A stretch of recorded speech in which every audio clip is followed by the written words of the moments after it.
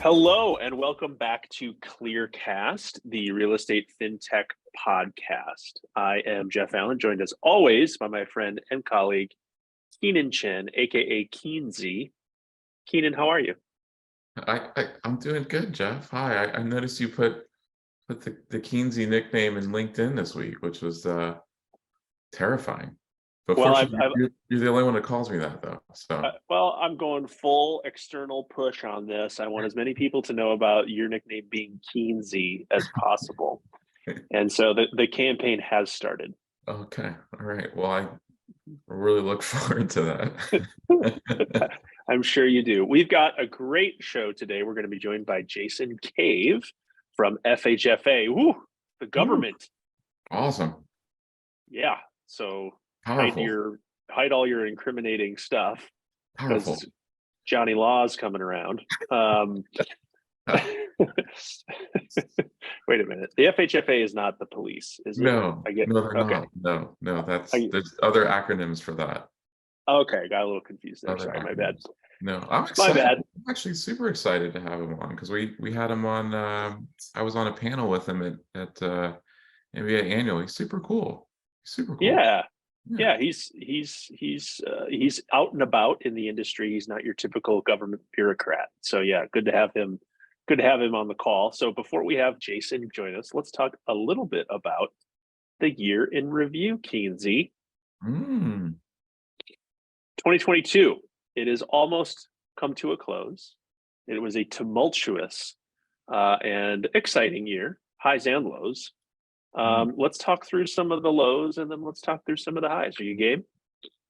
Yeah, I'm game. Do we get to argue about them or do we have to agree on everything? I think it's just expected that we're going to argue about it. Oh, okay, got it. I don't want to lose my edge. Yeah. Okay. No, don't worry about that. Keep your edge finely tuned. So I'll start with the lows since I'm the negative one, and then you can do the highs because you're positive. I love that. Okay. So first low of the year, and if you're in the mortgage space, fintech space, real estate space in any way, this was the low for the year. Interest rates skyrocketed as the Federal Reserve raised interest rates from 0.08% in January to 3.83% in December. That's a roller coaster. Yeah. So I meant to play the soundboard effect of the sad trombone, but I just realized it's only going into my AirPods and only I heard it. Yes.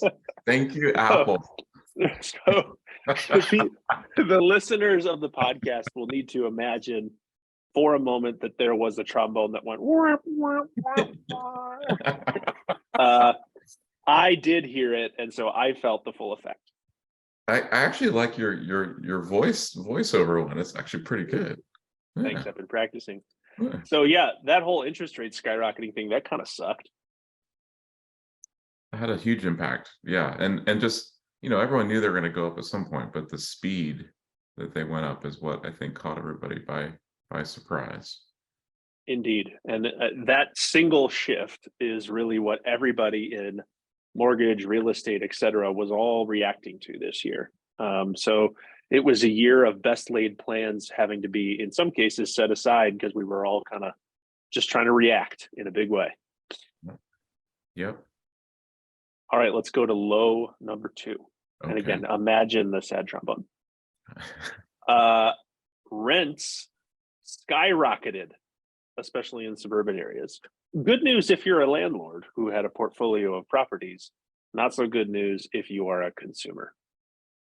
The main takeaway from this is, we still have a supply problem. There's people need to live somewhere, and there's too few places for the demand out there, and so it showed up in both home prices and rentals. And I think what we saw too is even recently on the market, we still have a small percentage, maybe half or 60% of the listings on the market that we had pre-pandemic. So yeah, I mean, home prices are certainly dropping, but maybe not as fast as people thought they would because of the low supply. Amen. This continues to be a major issue, and affordability was a problem before, and mortgage rates going up makes it more challenging. So supply is definitely something we're going to be watching closely next year. Let's talk about the third low, and that is the iBuying crash. I think we're all believers in the iBuying model long term. It has a lot of potential to create a simple, frictionless process for consumers of somebody coming in and buying your house. But obviously, Zillow very publicly exited that business this year. Other folks who were actively engaged in it, like Redfin, have pulled back.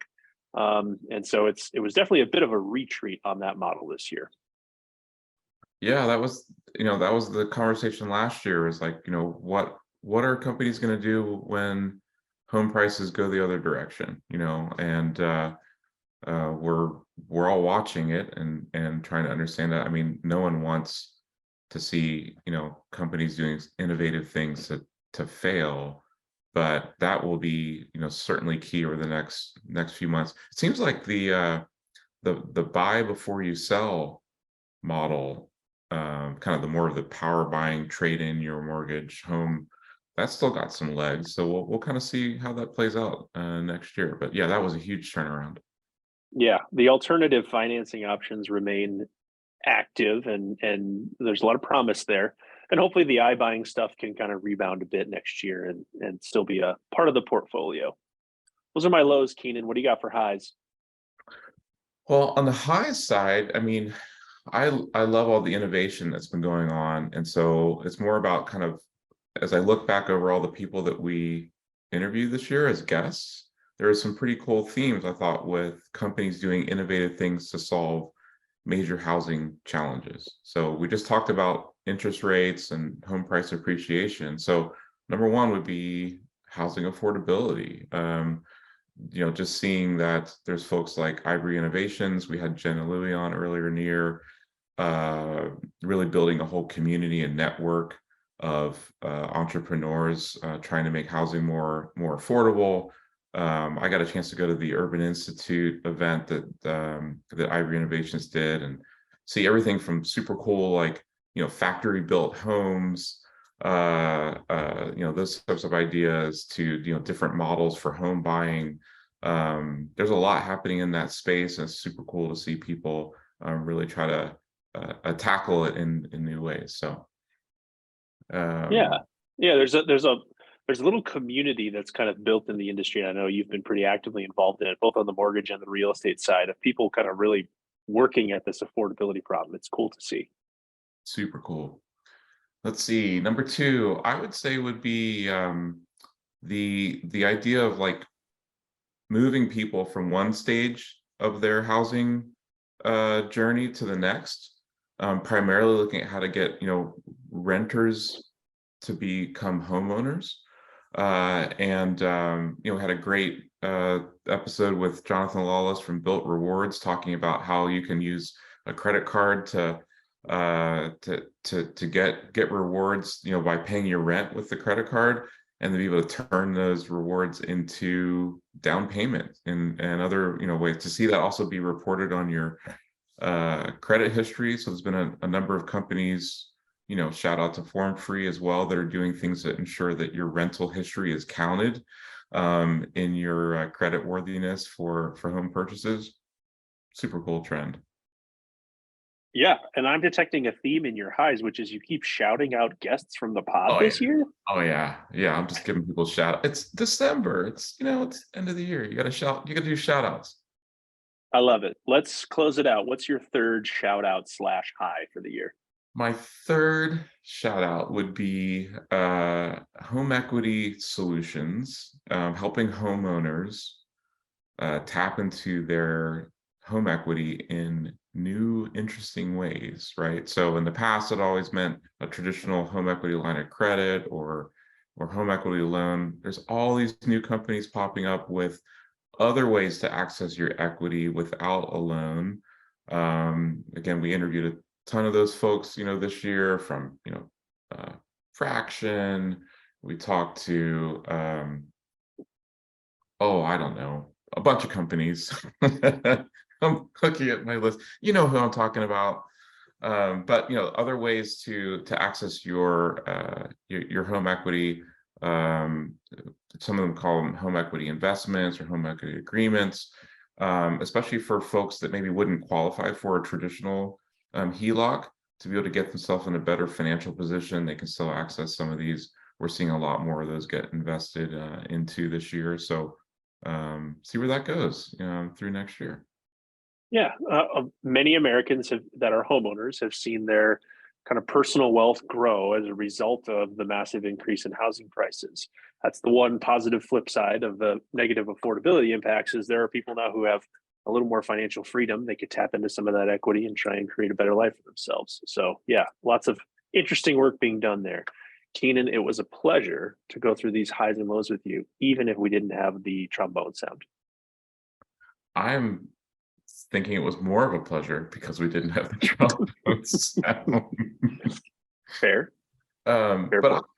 can I just give a general shout out though to all the guests we had, especially the ones that are tackling super hard problems that that might not appear sexy on the outside, but are ones that are just trying to make the whole system work better for people. Everything from servicing solutions and appraisal and and even like hard to get data, permits, all that stuff. Like this is something that like we're all going to experience the benefits of these, even if they don't make the headlines as the new iPhone or something like that. So.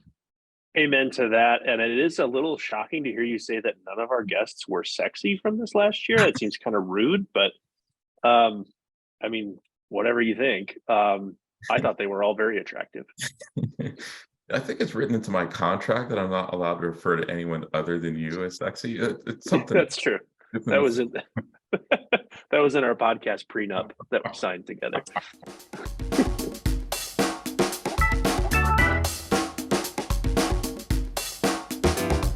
All right. Well, we are excited to have a special guest with us for our last episode of the year. And I think we're closing it out with a bang. We'd like to welcome Jason Cave to the podcast, who is Jason's the Deputy Director of the Division of Conservatorship Oversight and Readiness at the Federal Housing Finance Agency, or the FHFA. And specifically to the topic that we cover here with real estate fintech, he's also the head of the fintech office and chief fintech leader at the FHFA. Since joining the agency in 2020, he's led, coordinated, clarified FHFA and enterprise activities related to the agency's strategic plans for its enterprise conservatorship. Jason, thanks for being on the podcast. All right. Well, thanks for having me. Really looking forward to it. I haven't seen you since MBA annual, so we were on a early morning breakfast panel at like 7:15 in the morning. Ungodly hour, yes. Where we had to appear intelligent even before we'd had coffee. Actually, the thing I remember from that is somehow you very deftly ate breakfast while speaking on the panel at the same time, and none of us could pull it off. We still had breakfast in front of us the whole time, but you had cleared your plate somehow while also speaking. I don't know how you pulled that off. Oh, years of practice on the circuit. It's survival. Got to eat. I also commandeered the coffee person. We weren't starting till I was able to get that person. That was no easy feat either. Oh, I need to have you with me more often. Any breakfast panel, I'm just going to write it to my contract to make sure that you're there as well. Cool. So yeah, tell us about a bit about your background. How you got to the FHFA, and certainly the journey into then to the fintech world. Sure. There. So yeah. Sure. Yeah, I've been at FHFA just over 2 years. Was at FDIC for forever and a day, so about 27 years. So I worked on all sorts of things over there, and had an opportunity to try something different. And didn't know a whole lot about mortgage finance. Knew a little bit about the GSEs, but figured it'd be worth giving it a shot. And I've got a really cool job. I get to spend a lot of time with the enterprises, probably more time than they'd like, but we make sure that they're doing what we need them to do while they're in the conservatorship.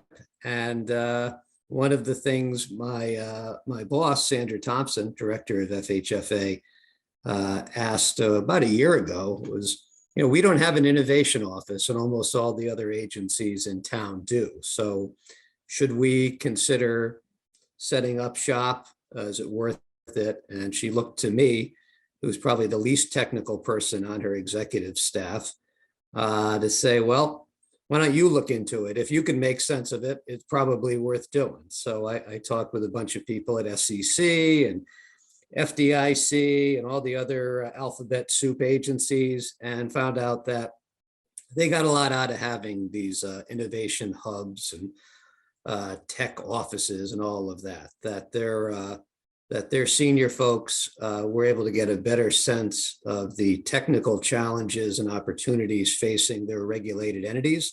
And guess what? It actually made for better policy on these things. So I figured, in the mortgage space, heard a lot about innovation, did a lot of research early on to say just how much innovation has taken root in this space.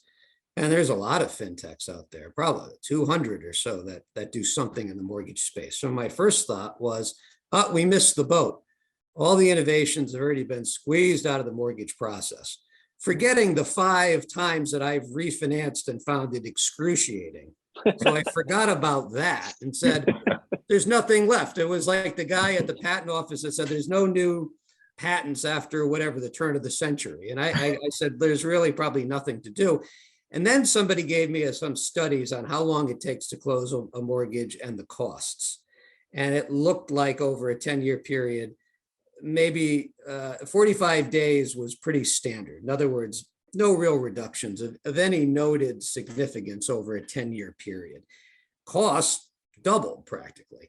And so I said, well, wait a second, if there's all this innovation, all this technology, it doesn't seem like it's getting to these 2 key metrics. So maybe there is a reason to set up shop. So, we did with the idea of let's do something easy first.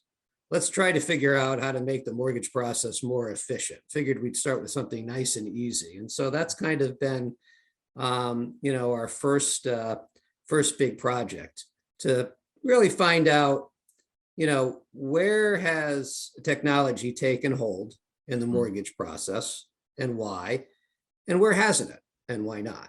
And to find out if there's, some opportunities to us to make some greater progress in this space. It seems like an important area, and everybody I talk to has all sorts of horror stories about this, that, and the other thing. And, my job is how do we take those stories and say, okay, I've heard that. Now what do we do? What can we do? If we all work together, and if we kind of put all of these limiting things aside, what can we do to fix it? And that's what we've been doing since July, and having a lot of fun. That's super cool. We have a lot of people on this podcast who are consider themselves, and we consider them, innovators, to use the term you're using, in fintech. Venture-backed companies, startups, people who are really putting it all into trying to change the process, make it better. And it's really easy to talk about innovation with those people because it's just part of what they do, right? It's the reason they exist. It's really interesting to talk to somebody on kind of the regulatory side about innovation. So having a regulator hat on, but wanting to help create and spark innovation, what tactics and approaches do you guys have to take that, obviously is a bit different than a startup, but you're trying to get to the same outcome for the industry? How do you approach that? That's a great question. And, one of the things that having these innovation offices is helpful. Like, I'm outside of our supervisory group, our examiners, and also some of the policy team. So what that means is that a lot of times when people talk about innovation, the view is, okay, if banks, mortgage companies want to do something innovative, here's all these risks that might occur, and here's how they need to minimize those risks. That's how a supervisor generally talks. What we're trying to do is, there's some risks associated with not innovating. And so let's make sure it's balanced. Let's not just look at any innovation as an incremental risk. Let's really look at it that there's a balance there, and to make sure that, we're encouraging responsible innovation, that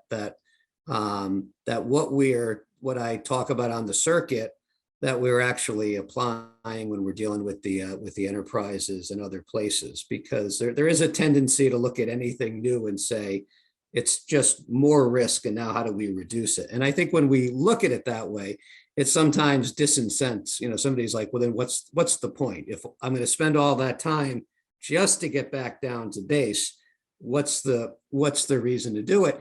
And I think my sense is that's not just in the regulated space. I think that's throughout this whole mortgage process, depending on who you talk to. I think there's some of that same thought that, if I'm not going to get an immediate benefit, and depending on who you talk to, that might mean different things. What's the point of doing it? And so, I think that might be that inertia. I think might be part of the reason why we're still saying it's 45 days to from beginning to end. So it's kind of cool that you do have still, you've been in it, a couple of years, but you still have, I think, an objective view, or maybe a fresh perspective coming into this, and I know we'll get a little bit into the recent RFI that you all put out for fintech, but maybe even before you did the RFI, what was that sort of initial maybe takeaways or even surprises that you had kind of jumping into this? Where do you see there being this, right in your face sort of challenges or opportunities coming into this, even before you asked for more information? Yeah, no, I mean, the first thing that caught me by surprise was when we started to look at some of the numbers, the fact that the days to close hadn't changed and that the costs had gone up. I figured I was reading them wrong. So I looked at other sources. And then the big surprise was when I started talking to people about it. I mean, I talked to everybody about it. I go to Digital Mortgage, and I figured I'm waiting for someone to say, you're reading that report wrong. But that's not exactly it. The big surprise was everybody wasn't surprised. Everybody's like, yeah.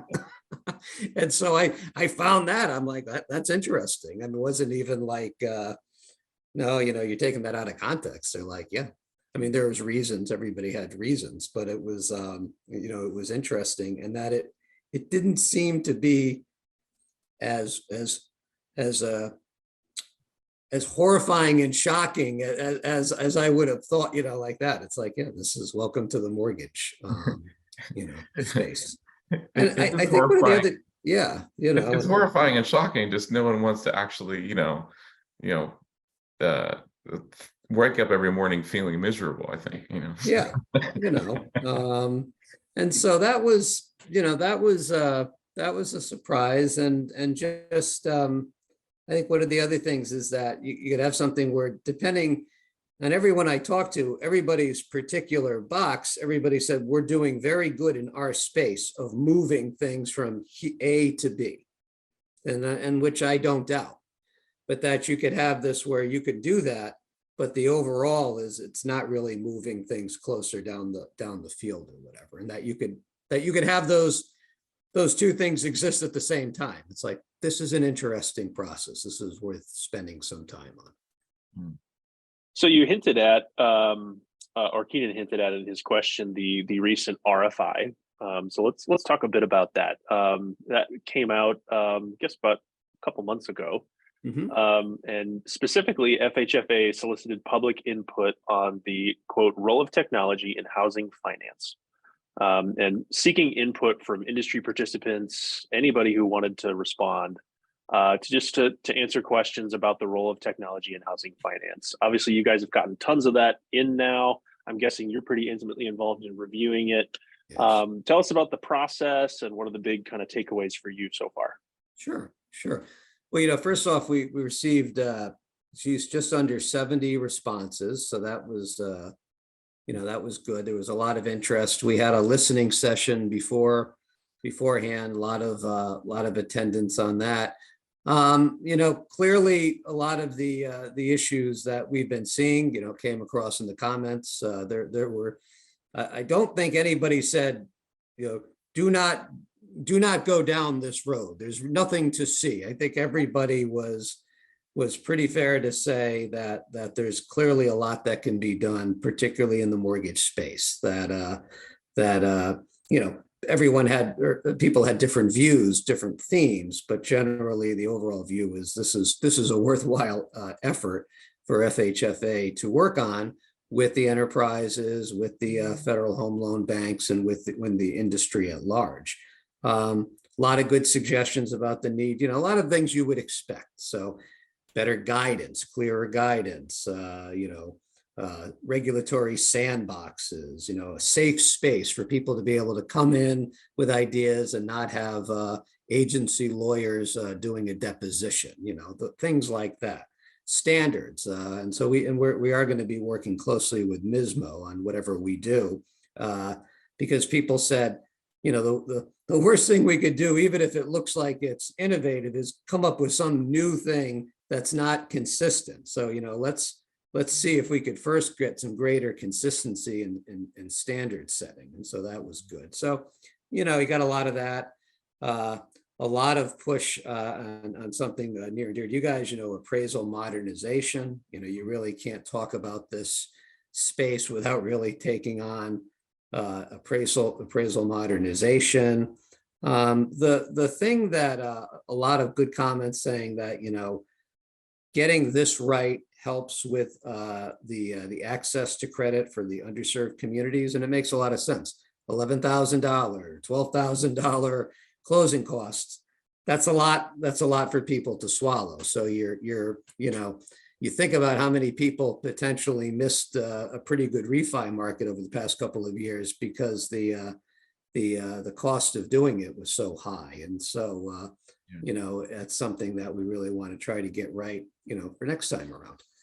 The thing that you got a lot on the paper based, and there's something that we're going to dig into, particularly in some of our upcoming tech sprints and work, is the importance of source data. So that's something I was not as familiar with. The fact that with Fannie and Freddie, with day one certainty and AIM, there's a lot that's already been done to provide lenders and customers with some tools to really make the beginning part of the process faster. And and talking with people, I don't know if it's taken root. I don't know if adoption has been as great as people had hoped. So it seems to be an area, it came through in a lot of comment letters that maybe we can do more in that space, find out really why is adoption not as great as it could be. I mean, the enterprises give rep and warrant relief for a lot of this. That's a pretty nice benefit. So why isn't it higher? And so, we're going to look into that and to see if there's process issues or the like that can be done to make that a more viable option. So that was very interesting. Did not know anything about that before we started. So a lot of good comments. And like I said, we're now formulating sort of strategies. What do we want to prioritize? There's so many things. We don't want to boil the ocean. Because I think that's been done, and then everyone just gets tired and just retires or goes home. So we'd rather focus on a couple of good, solid, concrete things, and then take those and then take on a couple more. Just do it like that is the plan. So that's an interesting theme. On the are people able to adopt what's even already available to them? And I think about like going into 2023. One of the challenges for lenders has always been that in a market like we had, in latter half of 2020 and 2021, everyone was so busy working on volume that they weren't really able to implement things because everything was focused on handling production. And then we have a year like this year where we've just seen such massive pullbacks of volume that everyone's really trying to cut expenses and save costs. When you think about kind of going into next year, how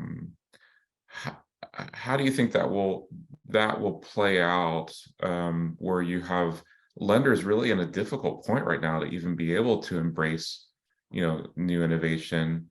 And yet there still seems to be quite a bit of money on the table for fintechs and prop techs who maybe close their rounds of funding this year, Yeah. who are able to move faster, be more nimble, and maybe create some more disruption. What is that? How are you guys seeing that for next year?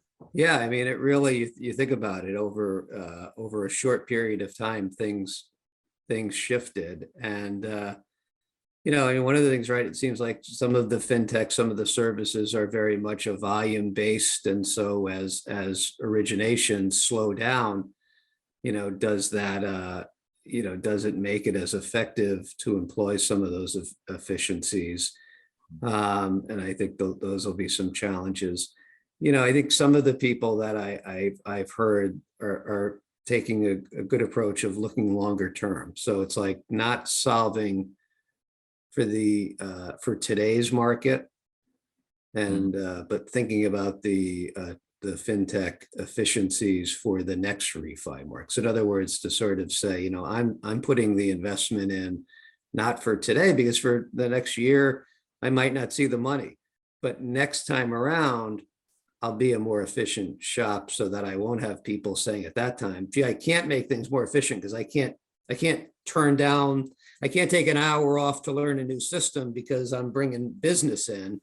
That, next time you won't have that situation, and that the efficiencies will be in place. And again, I mean, I think depending on the institution, their product mix, a lot of things will determine, where they fall on that continuum of, for some, the view might be the efficiencies never make sense. When times are lean, I don't have the money, and when times are good, I don't want to take people offline. So, everybody's got to make their own way on this. What I want to do in working with the enterprises is really just make sure that for those that do see the value of the investment, that we can provide as much of that and as easy as possible.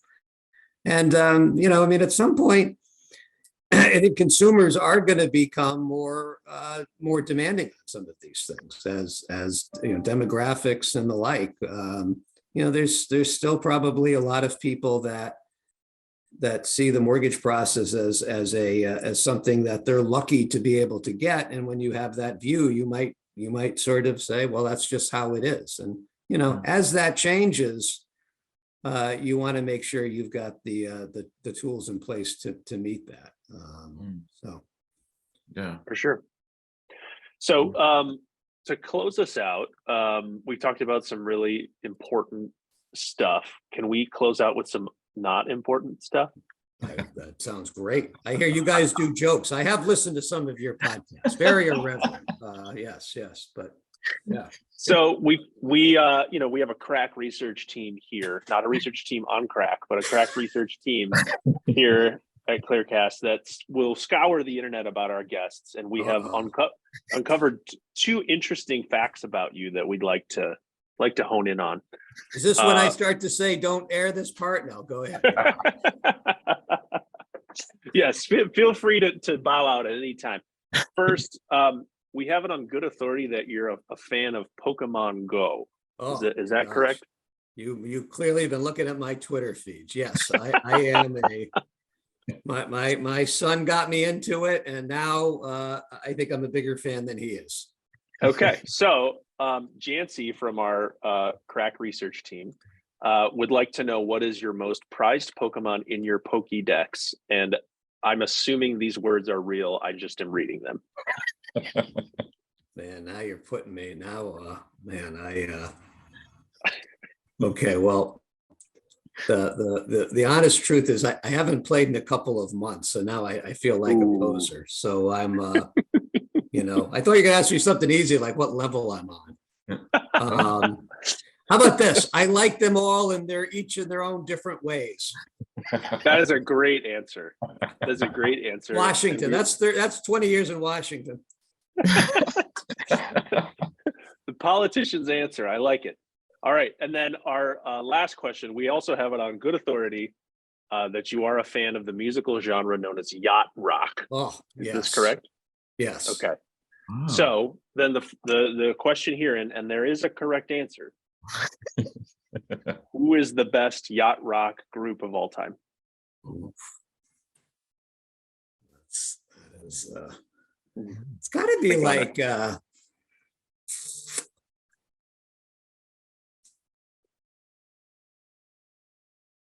He's really Bread? thinking this one through. Ooh, good choice. Not correct though. not correct. The correct answer Hall is. and Oates. Ooh, great Oh. response. Unfortunately, not correct. Okay. The answer is Steely Dan. Whoa. Hmm. Is that really yacht rock? It's a little too laid Yeah. back. Maybe out there on the West Coast over there. Yeah, I guess. Maybe over there in What? Newport Beach. Yeah, we're a little more the New England, but I don't know. They're a little too sedate. But I'll give it to you. I think Hall and Oates, not Bread, but I think I'm putting Hall and Oates. But anyhow, Yeah. everybody has views. I could back Jason on that, on the Hall and Oates. Yeah. Yeah, For sure. that's good. I could back Hall and Oates too. Okay. I gonna guess Steely Dan is yacht rock because I Googled for this interview what artists are yacht rock, and it was on the list. Well, from what Google. did you Google though? You have to look what's your source. It's all about the source. It's about the data. It's all Jeff. about the source. I'm sound like Yeah. Brett Chandler. It's all about the source. Well, we learned a lesson here. Don't trust Google. Oh, man. well, we appreciate what you're doing, Jason. We think having a fintech office at the FHFA is actually super important. It is. Super crucial. We look forward to hearing more out of the RFI, and you're welcome back on a show if you want to talk about other stuff. So thanks for joining. That's great. I appreciate it, and I hope to see you on the circuit at hopefully not a 7 a.m. one next time, but hopefully we'll see you guys around, and appreciate the time. It's a lot of fun. Yeah. Thanks, Jason. Yeah, Okay. thank you. Be good.